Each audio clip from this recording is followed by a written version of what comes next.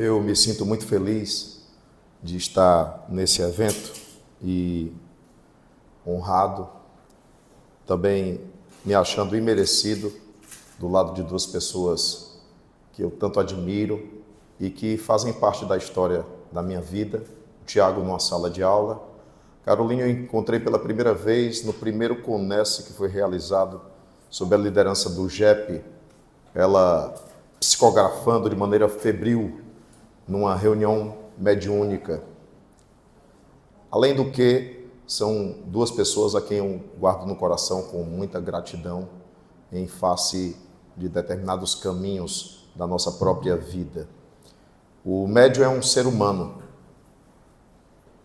Talvez isso pareça redundante, mas a história da humanidade transformou os médiuns em seres especiais, em seres sobre-humanos, ultra-humanos, como se eles não sofressem da depressão, como se eles não sofressem de distonias mentais, como se eles também não experimentassem desilusões, como se eles não reagissem a determinadas expectativas que não são alcançadas. A grande verdade é que posicionar o médium como ser humano é fundamental para a gente poder compreender essa história. A Caroline vai tomar como base o livro Recordações da Mediunidade, de uma das médiuns mais admiráveis de nosso movimento espírita. Ivone do Amaral Pereira, ela é em si a médium cuja palavra a sintetizaria seria a palavra honestidade. Honestidade mediúnica. E ela deixa claro os problemas que ela vivia, que ela enfrentava, como alguém que teria praticado suicídio em uma de suas encarnações. Vejam essa frase de Ivone Pereira: os momentos mais felizes, deixa eu corrigir, os únicos momentos mais felizes que eu experimentei na minha vida foi ao lado dos espíritos. Significa dizer que era uma médium que atravessava uma encarnação provacional sem experimentar a felicidade na Terra. Talvez isso assombre muita gente da área coach, com todo respeito. Mas pode existir talvez a tal da felicidade tóxica, na perspectiva midiática. E a gente tem que ter o justo equilíbrio para não demonizar a dor. E o justo equilíbrio para entender que se a gente viaja ao longo da infinitude das encarnações, ao longo da eternidade divina, uma encarnação pode ser um dia dessa eternidade em que não se experimenta alegria. Pode ser um dia dessa eternidade em que se vive a experiência da depressão. A experiência da depressão. Porque a depressão pode ser uma experiência extremamente produtiva. Sobretudo para quem conseguir olhar para si mesmo, para quem conseguir enxergar as próprias sombras. Na linguagem grega, o seu próprio Hades. Visitar o Hades não é um mal. Os gregos transformaram o Hades até numa divindade. Visitar o Hades é visitar os lugares recônditos, sombrios, de dentro de si mesmo. E que a gente não quer encarar, Tiago. Não é, Caroline? A gente quer evitar, porque muitas vezes a gente não dá conta. A gente tem receio. Eu vi uma postagem tão interessante, um adulto puxando um bicho muito feio, espinhoso, e uma criança perguntando: o que é isso? E ele disse: é o meu bichinho de estimação. E a criança: mas ele é espinhoso, ele fere, e você está inclusive agarrado a ele. Claro, ele é o meu bichinho de estimação. Então a demanda psicológica de muitos de nós é o nosso bichinho de estimação. Dói, fere, perfura, e a gente não quer largar. E quando o terapeuta, seja na psiquiatria, seja na psicologia, seja na psicanálise, estou vendo aqui o Marcos Traeger, da área da psicanálise, seja em que área for, na hora que o terapeuta enxerga o bichinho, a pessoa faz isso. E ela é capaz, inclusive, de encerrar a terapia. Ela é capaz de fugir. Porque é o bichinho de estimação. Porque virou um sistema de proteção. Por incrível que pareça, virou o objeto de drenagem daquilo que transborda dentro dela e que ela não dá conta. Quero dizer para vocês que a nossa bibliografia está baseada nesse livro também, Recordações da Mediunidade, de Ivone do Amaral Pereira, mas no livro dos médiuns, no capítulo que trata das mediunidades. Isso também está baseado em diálogos mediúnicos meus com determinados indivíduos desencarnados. O Dr. Antônio Mourão, psiquiatra desencarnado durante a Covid, o Dr. Manuel Suliano, que foi o fundador da clínica Dr. Suliano, o psicólogo João Jorge, que era professor da Unifor, desencarnado.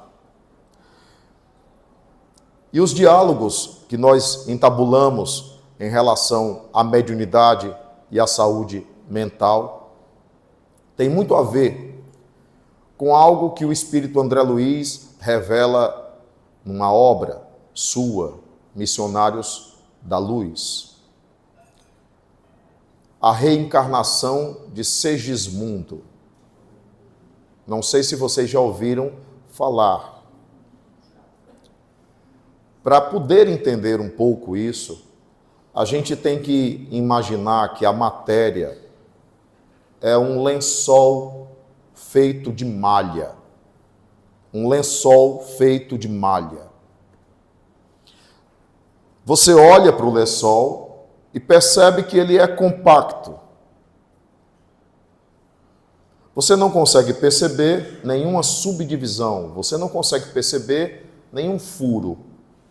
Você olha para o lençol e ele é compacto. Mas se você esticar o lençol e usar máquinas poderosas mesmo para esticar o lençol até a medida em que ele não se rompa, você vai ver inúmeros furos. Você vai ver os pontos de encontro das linhagens. Você simplesmente vai perceber os orifícios que existem. A matéria é assim. Se não seria muito difícil para um espírito atravessar essa parede. E seria realmente impossível que a mesa redonda existisse aqui. Se é assim, é possível compreender o que André Luiz chamou de compactação ou miniaturização perispiritual. Como é que, sendo grande, eu posso voltar a ser do tamanho do zigoto? Como? Como é que, sendo grande, eu posso ser compactado nesse nível?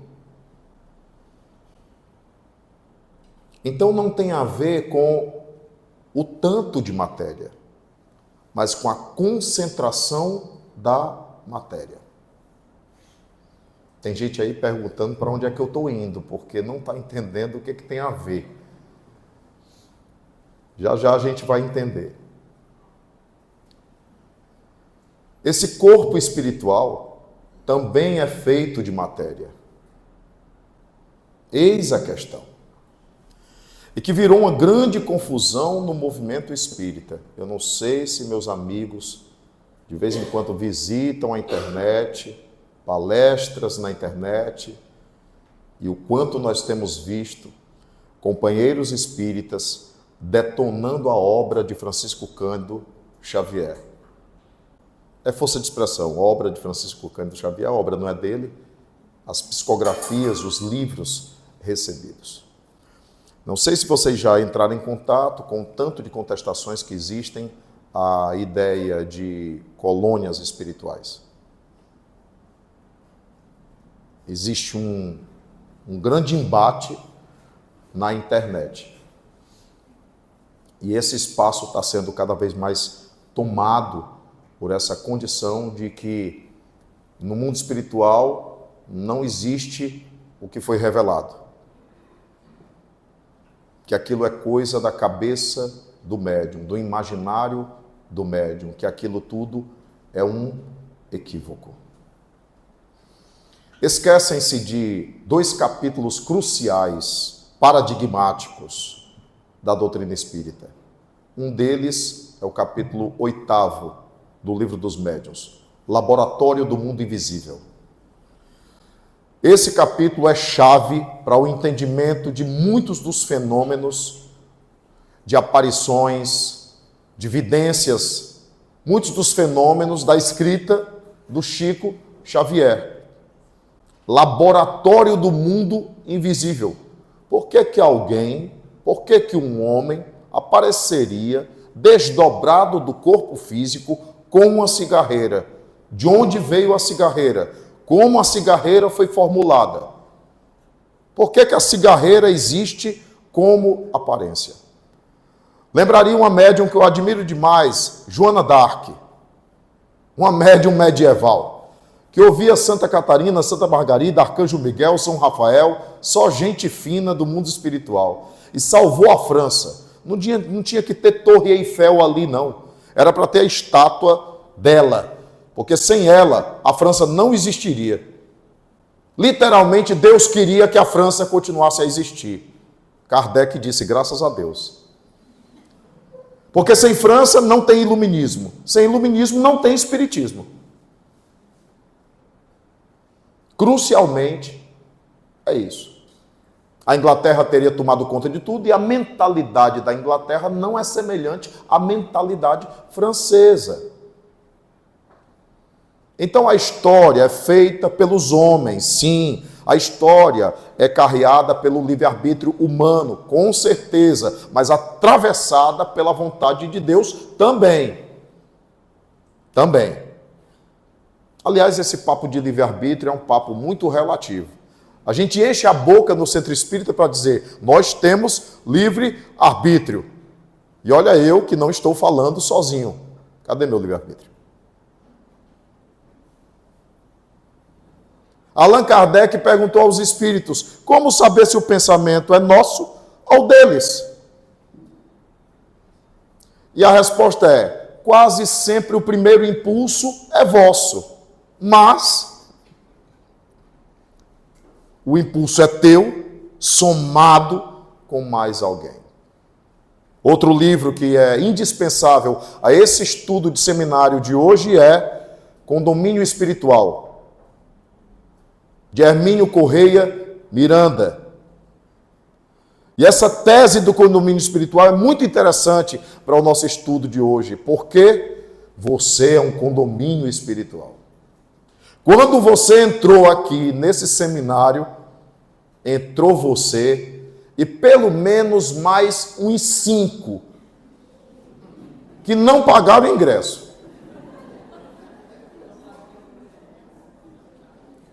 Daí você imagina a multidão que tem aqui. Porque você é atravessado por esses pensamentos. Mas qual é o meu? O drama de todo médium de transe consciente. Qual é? Sou eu ou é ele? Sou eu ou é ele? Aí passa um ano, sou eu ou é ele? Sou eu ou é ele? Passa 2 anos. Aí começa a perceber, não, eu não escreveria isso. Eu sou muito limitado para esse tipo de texto. Eu não conseguiria construir tal coisa. Leva tempo para a gente perceber que não era a gente. E eu quero fazer uma denúncia aqui. Uma denúncia. Está cheio de médium fora da casa espírita. Está cheio de médium que pensa que não é médium.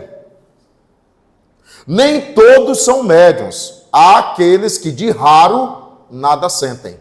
Um exemplo clássico, Allan Kardec não era médium.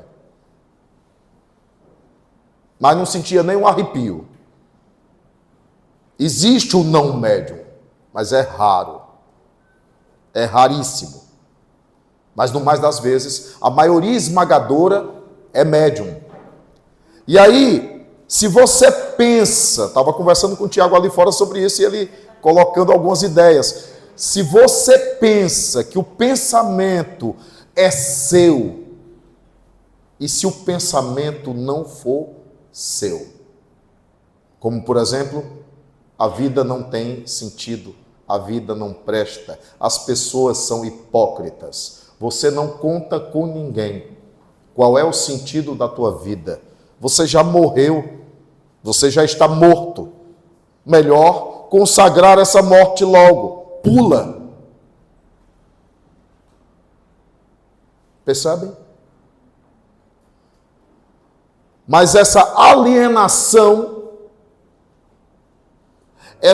alienação faz você pensar que é você pensando.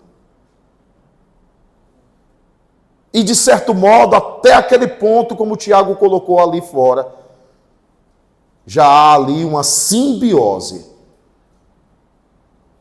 em que você não sabe se é você ou se é o outro, porque há uma identidade de parceria, há uma parceria de pensar junto. Vamos pensar junto. Vamos pensar juntos. Então partimos do seguinte pressuposto: todos carregamos um condomínio espiritual conosco. Tem os do trabalho. Se tem até espíritos que atuam na guerra. Allan Kardec pesquisou isso no Livro dos Espíritos. Joana d'Arc é o exemplo disso. Ela era orientada até sobre como posicionar as catapultas. Como é que uma menina de 17 anos sabia posicionar catapulta? Sabia com quantos cavalos ou quantos homens atacar? Se era cavalaria, se era infantaria e por onde ir?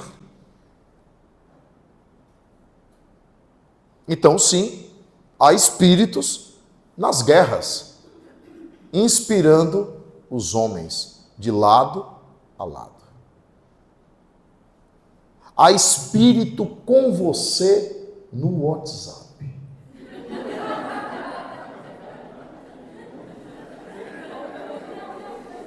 Eu sinto muito dizer que vocês vão sair daqui paranoicos. Porque você não está sozinho. Não está. Em nenhum momento. Eu, particularmente, nunca vi o espírito de um familiar escrever por nossas mãos sozinho. Nunca vi. Mas já vi Bezerra de Menezes escrever sozinho. Bezerra. Viana de Carvalho. Escrever sozinho. Mas espíritos medianos como nós, nem a escrita é sozinha.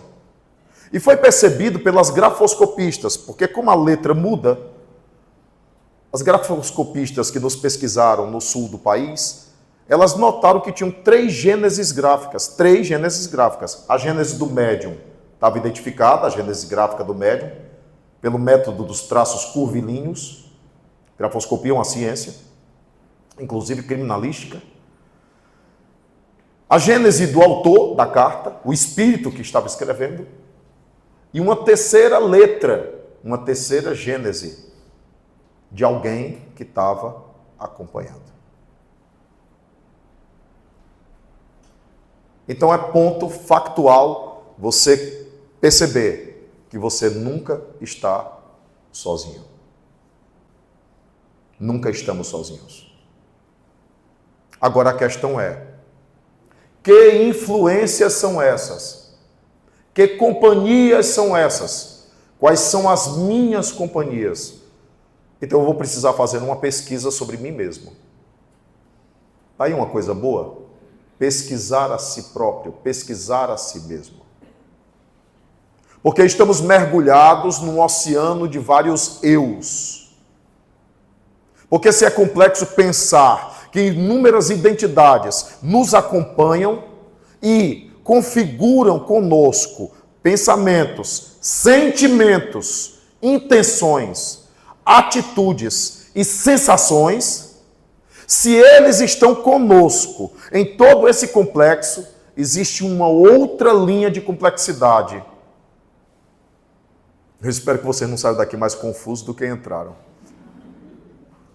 Os vários eus da própria alma, os vários eus que você foi. Sabe aquele eu do homem rico que você foi? Cheio de pompa. Hoje você reencarnou pobre, mas você não perdeu a pose.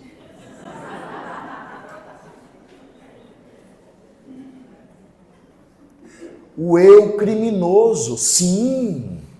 Ou você acha que você sempre foi a vítima do universo?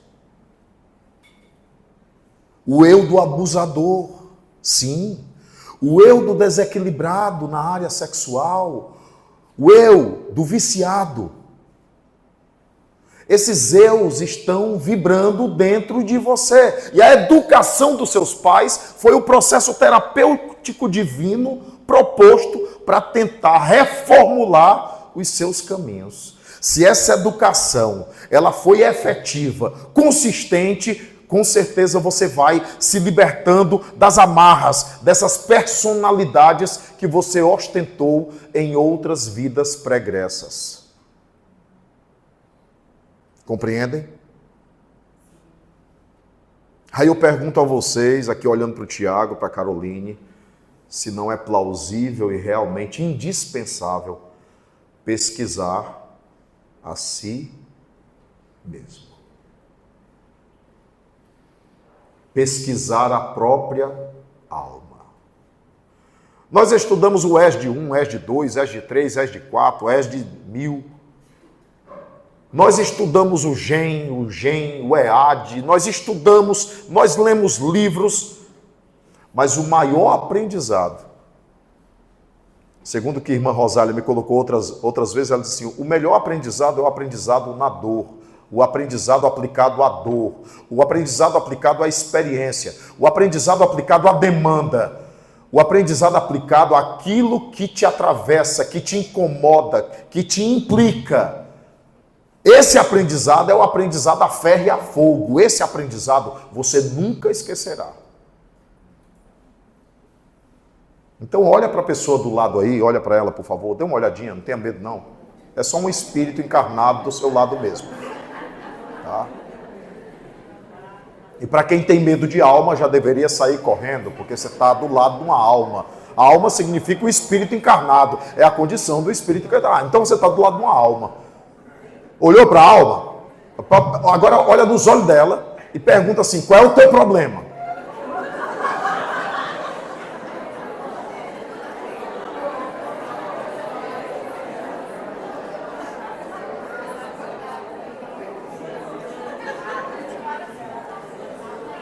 Por quê? Essa pergunta é crucial, sim. A gente está rindo, a gente está brincando, né? Vamos dar leveza. Mas essa pergunta é crucial demais. Porque a partir disso começa a pesquisa. É a partir disso que começa a pesquisa. Eu cheguei no consultório da Caroline com uma dor no peito. E ela disse assim, pergunte de onde vem essa dor. E ela ficava repetindo, pergunte de onde vem essa dor. Bora, mergulhe dentro de si mesmo. Pergunte de onde vem essa dor. E não sei se pela mediunidade, não sei se pelo psiquismo, não sei se pela ultrassensibilidade da dor que eu estava passando naquela ocasião, Eu não sei, só sei que as imagens começaram a aparecer. E eu descobri a raiz da minha dor, não na atual encarnação. E curiosamente, mas é impressionante, o bom da experiência é quando você vive a experiência, você é o ratinho de laboratório da experiência, e você mesmo toma a conclusão da experiência. Quando terminou que eu abri os olhos, cadê a dor? Gente, eu estou falando de dor mesmo, eu não estou falando de angústia, eu estou falando de uma dor mesmo que atravessava. Era coisa de exame para saber se tinha algum problema no coração. E não tinha exame que desse nada. Mas era uma memória. Os vários eus da alma. Era um dos meus eus. Era um dos meus eus. Que coincide com a época do Dante, o meu filho que veio lá das Arábia para cá. Pronto. Né? Era um dos meus eus. Um dos meus eus vibrando, presente, fazendo memória com o evento que eu estava vivendo naquela ocasião. Fazendo memória. Porque é curioso até o calendário, é curioso até o tanto de anos, por incrível que pareça. Eu já vi um jovem que durante os 25 anos de idade começou a entrar num apelo espiritual, porque ele tinha que ir para a igreja para ser padre. Só que isso tinha acontecido no passado. O que ele estava vivendo era a vibração, a repercussão dessa memória do passado. E, engraçado, batia a idade. Batia a idade. E aí você vai ter que buscar aí Edith Fiore, Brian Vaz, que são pesquisadores da chamada terapia regressiva, a vivências passadas. Os estudos de Ney Prieto Pérez. Você vai ter que pesquisar também. Quem é você? É uma pesquisa sem fim, porque você não descobre quem é você. E você vai ter que se satisfazer com descobrir quais são as várias manifestações do seu eu primordial. Do seu eu primordial. Agora eu falo do self. Agora eu falo da centelha divina. Agora eu falo do ser que você é, criado por Deus. Algumas culturas chamam de eu superior, principalmente no hinduísmo. O seu eu primordial, certo? O seu eu primordial. Mas quais são esses outros eus que estão desintegrados? Ou quais são os eus que você precisa educar em você? Porque existe o eu maquiavélico, aquele que só sabe estar jogando com os outros. O eu manipulador é primo desse, ele está lá, junto, atuando, porque você tem que ter alguma vantagem na vida. E você não conhece outra coisa senão esse atalho de manipulação. Mas voltando ao lençol, esqueceram do lençol?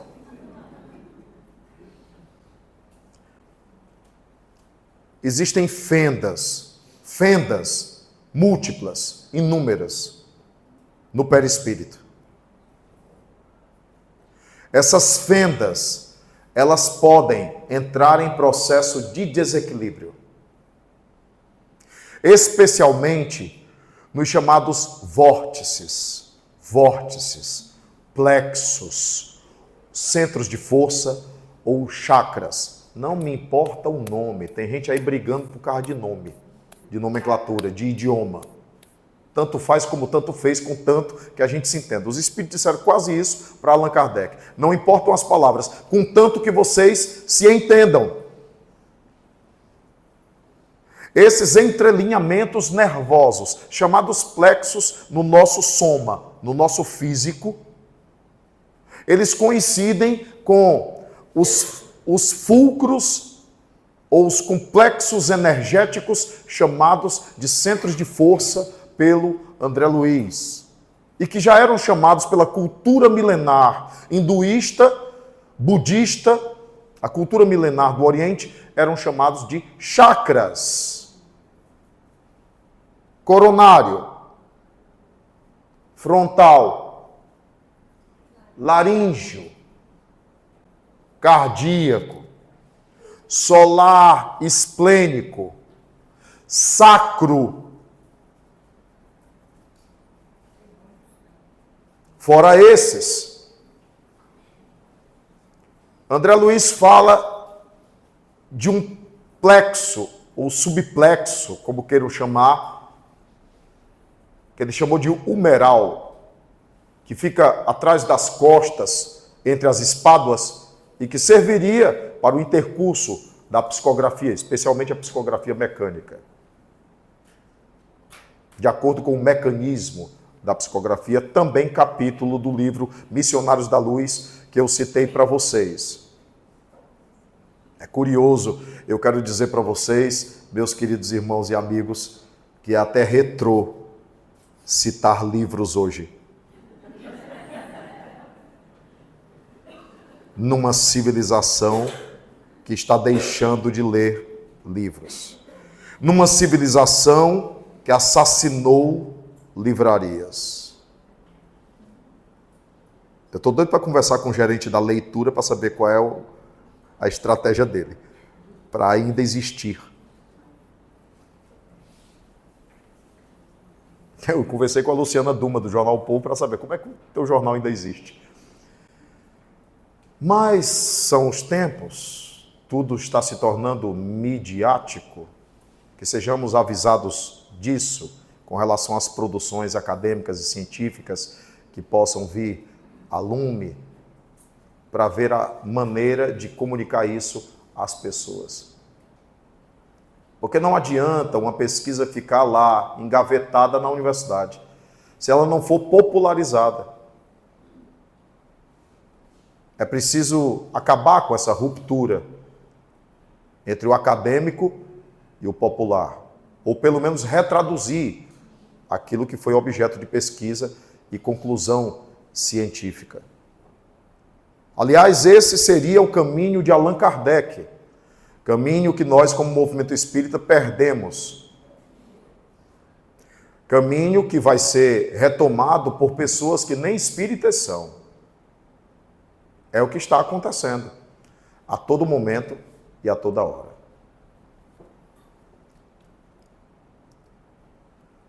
Qual é a distância entre pensamento e matéria? Qual é a distância entre sentimento e matéria? Pensamos os pensamentos. Me lembrei do Rubem Alves agora. Pensamos os pensamentos, mas eles são invisíveis.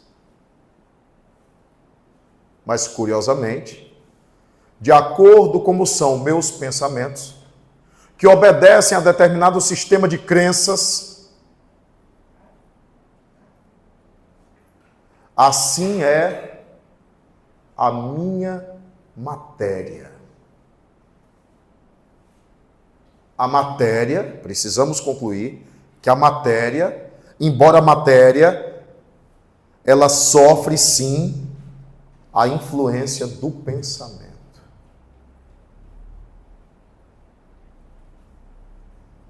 Que o diga a água fluidificada. Que o diga o médium ou o paranormal da chamada psicometria. Ele toca no objeto e acessa informações sobre a pessoa. Na Inglaterra, tem uma universidade para formar paranormal. Os melhores saem para servir na Scotland Yard. Durante a Guerra Fria, paranormais foram usados pelos Estados Unidos, governo norte-americano, e pelo governo russo, para se infiltrarem em pesquisas psíquicas sobre os artefatos bélicos uns dos outros, em transe com desenhos, com margem de erro pouca. Paranormais, que são contratados por policiais nos Estados Unidos para encontrar pessoas que desapareceram. Porque tudo que tocamos fica impregnado. Me faz lembrar do filme Matrix. Quando o Neo finalmente desperta e olha para a parede, ele só vê algoritmo de computador, ele só vê linha de programa, ele só vê símbolos, letras, números, ele só vê código.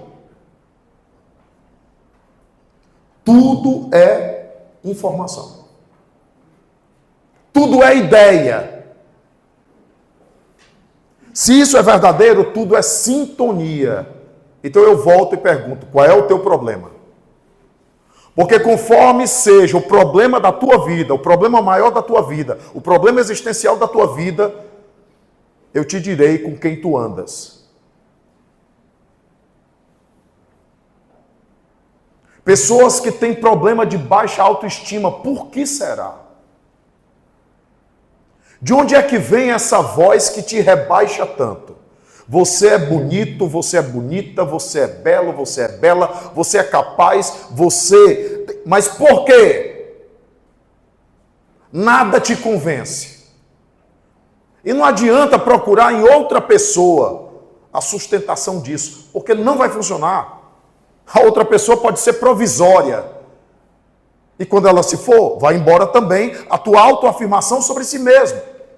É preciso que você encontre por si, quem você é, para desenvolver uma autoestima consistente. Mas por que essa voz te coloca tão para baixo? Por que essa voz, ela interfere mediunicamente? Porque está havendo aí uma comunicação. Está havendo aí um diálogo. Está havendo, de alguma forma, um debate dentro de você. Aí, na sua cabeça. Então, conforme seja o teu problema crucial, fundamental, desta existência corporal, dessa existência terrena, você poderá deduzir quem são as pessoas que estão convivendo com você. Pessoas espíritos. E você também vai conseguir perceber o reforço. Mas quase sempre o primeiro impulso é nosso. Quer dizer que eu não posso viver culpando os espíritos, porque é o outro extremo que tem na casa espírita. Fui eu? Não, foi o obsessor que meteu a mão na tua cara. Não fui eu, não. Você vai precisar ter o justo equilíbrio do bom senso para dizer a parte minha também e a parte dele. Porque ele só está com você, vibrando com você, sintonizando com você, porque você tem pulso. Você enviou para o universo esse pulso psicoelétrico, sei lá, mental, em que você sintonizou com essa alma, com esse espírito. E ele lhe acompanha. Toda vida que você se coloca para baixo, ele sintoniza com isso, porque ele também não tem auto-amor.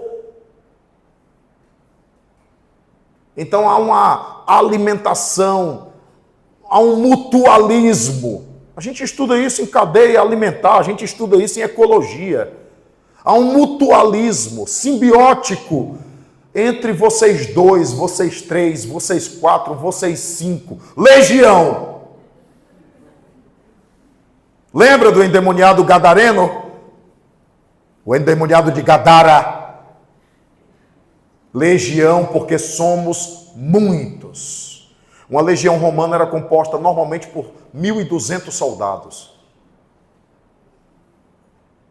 O termo legião se aplicaria nesse sentido, se é que é essa a funcionalidade da palavra na época, ou para o espírito que usou isso com Jesus. Então mapeie o seu condomínio espiritual. E saia dessa posição de que você não é médium.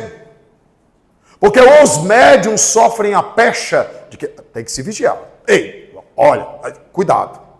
Bora, faltou a reunião. Ei, hoje você não deu comunicação. Por quê? Porque não sou eu que dou a comunicação. É o espírito. Se não tem espírito, não tem comunicação.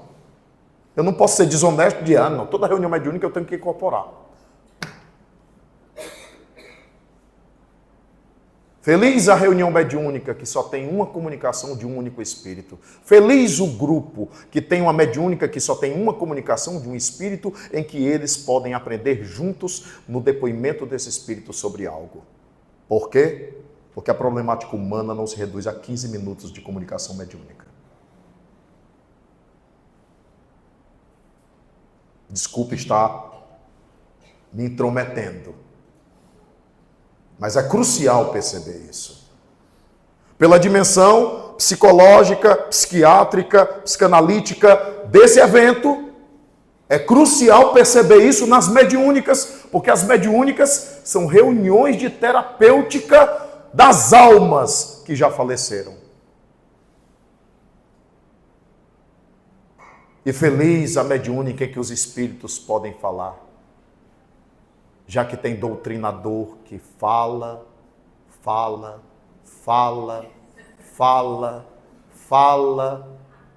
e o espírito fica.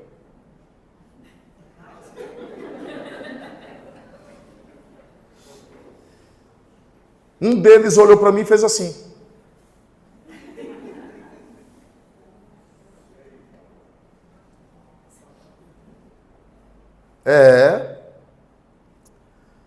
Acredito que os empíricos terapeutas das reuniões mediúnicas tenham muito a aprender com os psicólogos, com os psicanalistas, com os psiquiatras. Ouvir, escutar. De outra feita, eu vi um doutrinador, estou usando o termo usual, né? Já que eu não gosto dele, mas tudo bem, eu gosto da palavra acolhedor mesmo. Um doutrinador, ele, tão apressado, ele diz: seja bem-vindo, meu irmão, em nome de Jesus. E o espírito: eu sou muçulmano. Menos mal. Já pensou se o espírito fosse ateu? Escute.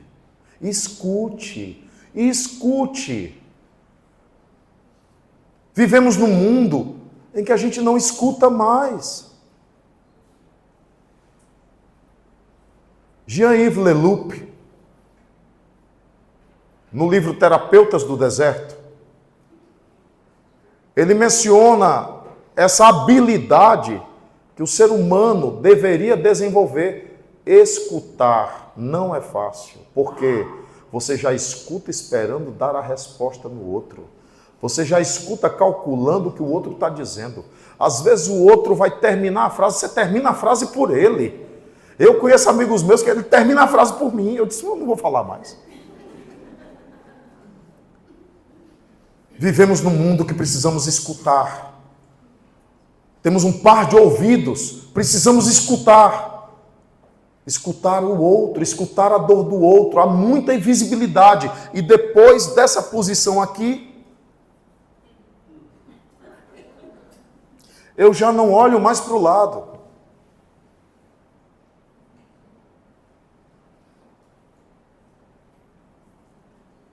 E aí eu invisibilizo ainda mais o outro. Somos responsáveis cada vez que um suicídio acontece. Eu não tenho nada a ver, nem conheço a pessoa. Somos responsáveis cada vez que um suicídio acontece. Temos alguma corresponsabilidade. Somos irmãos de mesma esfera. Somos irmãos de mundo. Eu vou grifar a palavra agora, tá? Somos irmãos de mundo de expiações e provas. Somos irmãos de mundo de expiações e provas. Mundo que ainda é de expiações e provas. E podem esperar mais 4 guerras. Somos ainda espíritos em estágio de expiação e provas. Vamos deixar dessas ilusões de fora para dentro. Criamos nossos modismos e queremos rotularmos-nos de acordo com o modismo que nós criamos, sem avaliar a temporalidade certa das coisas, ideal das coisas. Daqui 1,5 milênio, quando a África for restaurada, começaremos a transição. Quando a África for restaurada, começaremos a transição. Começaremos a transição. Por enquanto, expiações e provas. Não reconhecer isso é viver uma ilusão e uma alienação que reforçará em nós uma série de outras ilusões para mais invisibilização do outro, porque se estamos no mundo de expiações e provas, meu irmão do lado sofre. E talvez essa aqui seja também outra forma de sabotagem para eu não ter que dar conta do problema do outro, da dor do outro, do sofrimento do outro. Então que seja pelo menos um exercício. Olhe para a pessoa que está do lado e diga assim, diga para ela, que seja menos um exercício, diga para ela assim, ei, eu existo. Diga, eu existo.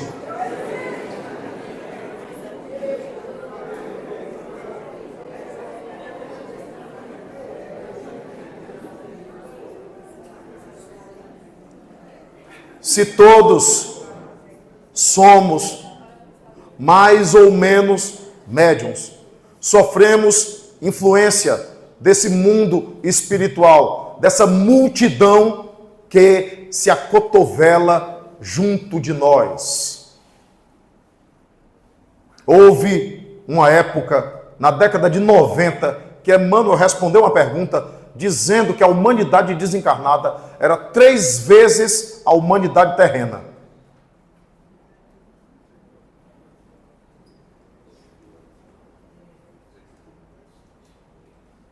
Então não é criar paranoia, é criar realismo. Realismo maduro. Porque quando doutora, eu não vou chamar de doutora, né? Mas quando Eva Pierracos, paciente, estava diante do doutor Pierracos. Depois eles se casaram. Mas ela era paciente dele. Ele nunca imaginava que não estava conversando com ela. Ele não estava conversando com ela. Eu tenho certeza que o Tiago já passou por isso. Ele não estava conversando com o paciente. Ele estava conversando com o espírito através dela. E cada sessão era um. Até que apareceu um espírito chamado Guia. Simplesmente sem nome, Guia. Para quem é muito preocupado com o nome aí de mentor. Guia. E o tal do Guia, através da paciente, elaborou uma obra que hoje é estudada por inúmeros terapeutas, da chamada linha Pathwork. O livro mais crucial, base disso, é Criando União. Porque a busca da alma é a integridade dos vários eus. Numa perspectiva de plenitude evolutiva. Para lembrar aí do evoluir. Uma plenitude evolutiva. Eu preciso integrar e não dispersar. E não dicotomizar. Mas para integrar, eu preciso pesquisar a minha alma. Eu gostaria muito que a gente saísse daqui com essa premissa. Eu preciso pesquisar a minha alma. Eu preciso pesquisar a mim mesmo. Eu preciso entender o que acontece comigo, por que acontece comigo. Porque nós estamos sendo toda a vida o resultado de impulsos que vêm de outras encarnações, de impulsos que vêm do mundo espiritual, em sintonia com as minhas apetências, com o meu sabor, com aquilo que eu quero vivenciar.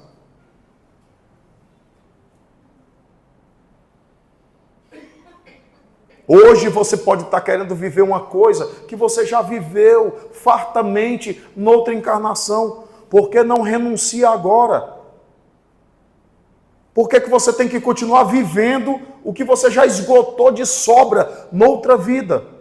Por que não buscar outro caminho de aprendizado? Não, porque eu abortei na encarnação passada. Aí vai continuar abortando? Não, porque eu me matei na encarnação passada. Vai continuar se matando?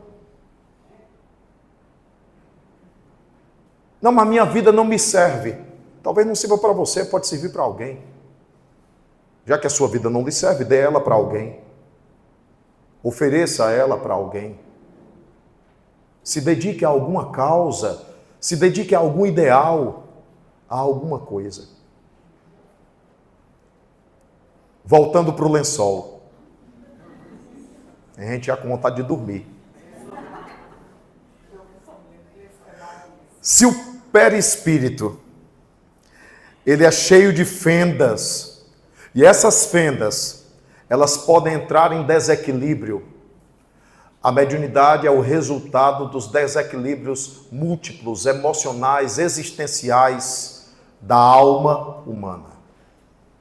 Então, quando vocês olham para um médium, vocês não olham com aquele olhar grego. O olhar grego era o olhar para um ser sobrenatural que incorporava Apolo, o deus da polis. Você olhava para uma mulher que era chamada de oráculo. E curiosamente, essa mulher não poderia ter atividade sexual por causa da ideia de pureza.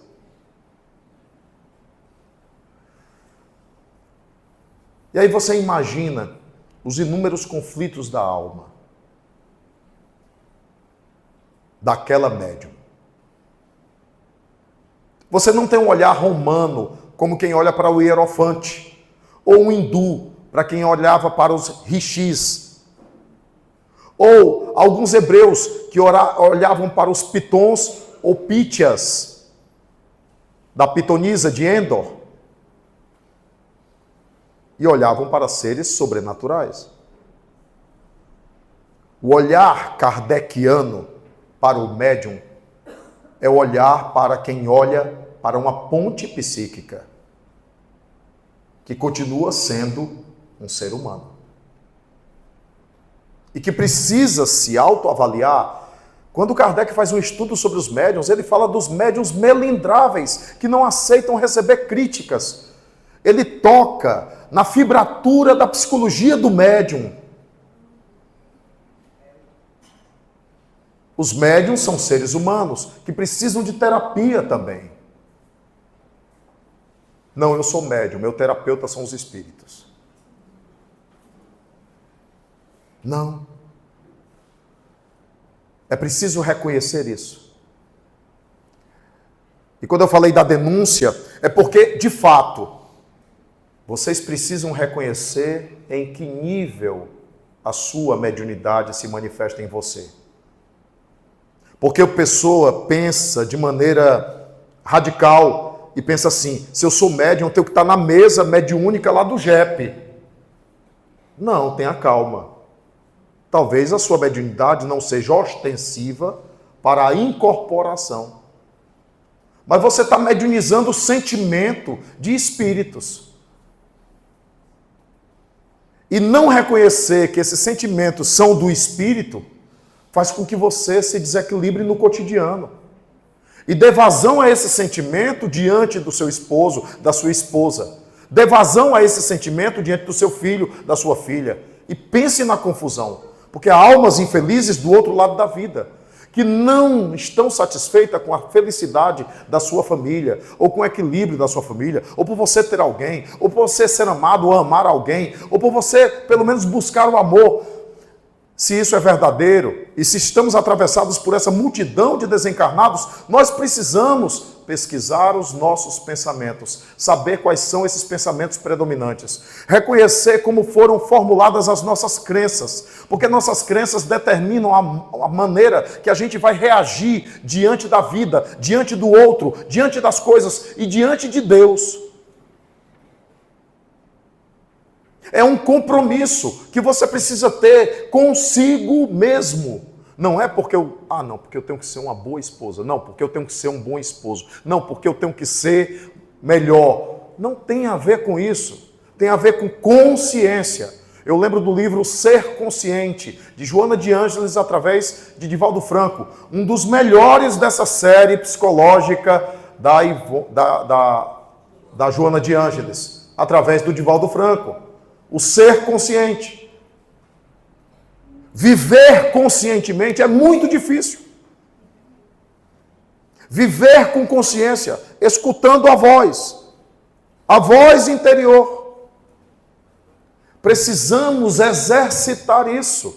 Quem vos fala é alguém que luta com isso.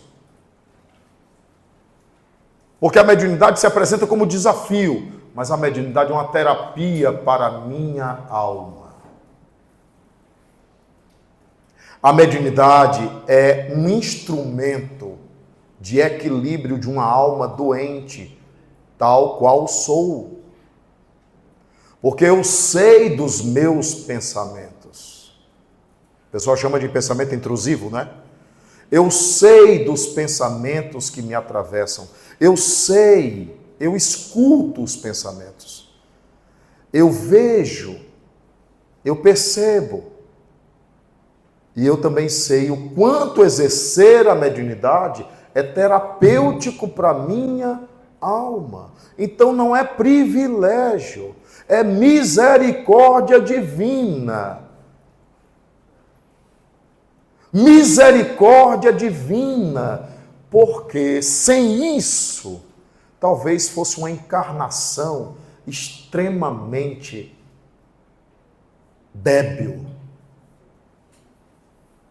Mas a mediunidade, ela vem para que, sendo atravessado pelas emoções e conteúdos psicológicos de inúmeras almas que incorporam, que psicografam, que sensibilizam o aparato psíquico da minha estrutura, isso também me faz ser desafiado a me conhecer no meio disso tudo, a me integrar, a integrar os meus eus no meio disso tudo.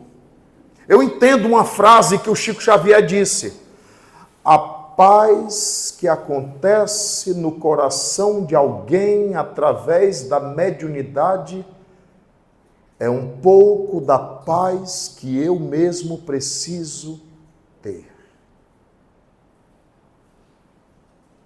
E como precisamos ser simplesmente honestos, olho no olho, vou contar para vocês, sem autobiografia, mas como apenas um exemplo para vocês entenderem como a mediunidade é uma bênção divina na vida de cada um de nós. Eu estou olhando para médiuns todos, que são afetados pelas vozes dos espíritos na forma de pensamentos, todos vocês. Eu fui assistir aquele filme chamado Chico Xavier, fui convidado pela Federação, Socorro está ali, convidado pela Federação para assistir o filme, era um souvenir do filme e tal.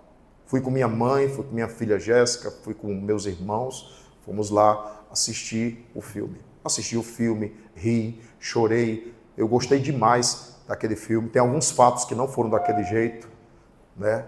Não foram daquela forma, mas é a questão da licença cinematográfica, digamos assim. E aí eu saí de lá, quando eu saí de lá, daquela porta-zona do cinema do Iguatemi, quando eu saí, eu já me senti distante, eu me senti como que ausente de mim, longe. Minha mãe me apertou assim no braço e disse: ô Nilton, onde é que é o banheiro, que eu estou apertadinha. E aí eu foi apontar para a escada rolante, o Cajazeiras descendo com a Regilane, para a escada rolante. Aí eu me lembro que eu não vi mais nada.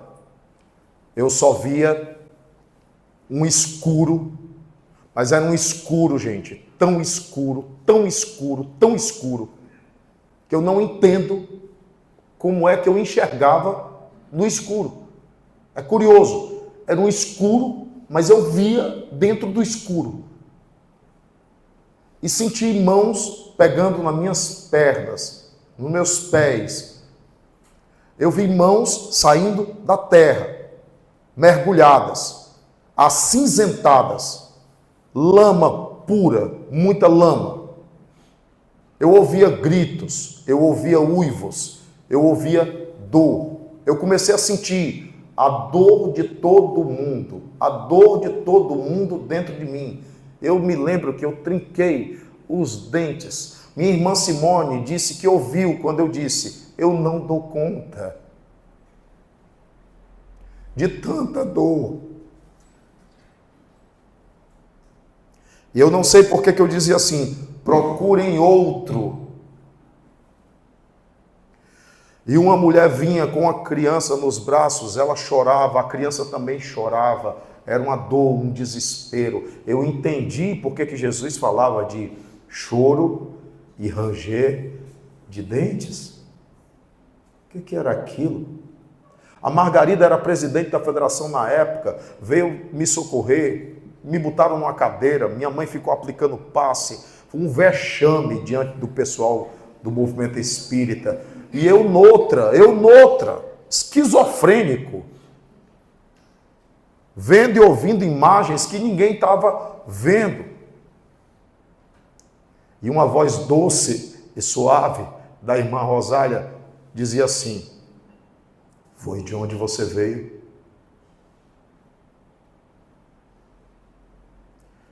E cada vez que você psicografar uma carta, a repercussão de conforto e consolo que houver numa alma repercutirá na sua em direção a eles. Eu vou usar a palavra condomínio agora, tá? Ao meu condomínio espiritual. Almas que desencaminhei, almas que abusei, almas que desviei, almas que desequilibrei, todas elas. É por isso que é tão difícil alguém olhar para você e lhe elogiar. Como é que você aceita um elogio? Elogio por ser médium? Elogio por alguma coisa? Como você vai aceitar isso se você é devedor disso? Mediunidade, meu querido Tiago, meu querido Marcos, minha querida Caroline, mediunidade é terapia. O exercício da mediunidade é terapêutico. Eu diria, se você é um médium desertor, se você é um médium afastado, se você é um médium que se perdeu aí no meio de alguma coisa, sei lá, volte. Vai exercer a sua mediunidade. Porque eu sei o nível da minha doença espiritual. E a ostensividade da mediunidade é compatível com o nível da doença. Porque carrego fendas perispirituais por anomalia, não por evolução. Há médiuns que as fendas se expandem no perispírito para esse intercurso com o mundo espiritual por missão, por evolução. No meu caso, é por desequilíbrio. Então eu agradeço a Deus, a misericórdia divina, ter visitado a minha vida com a bênção da mediunidade. Mediunidade não é peso, mediunidade não é loucura, mediunidade não é distonia mental, mediunidade é processo terapêutico da alma na Terra. Muita paz. Muito obrigado.